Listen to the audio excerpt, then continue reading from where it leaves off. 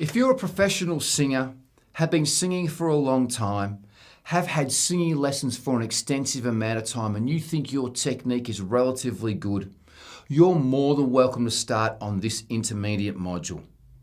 But I highly recommend you start on the beginner's module if you have any doubt in your mind at all about your ability or technique. The beginner's module doesn't mean you are a beginner as a singer. It simply means we are beginning at the start to lay a great foundation for your continued vocal development.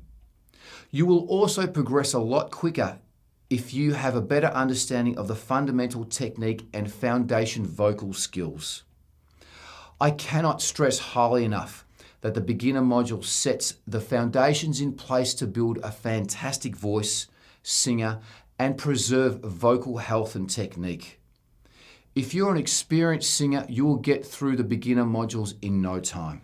After completing these 6 intermediate modules, you should feel you have greater strength, power, projection, and stamina in your voice.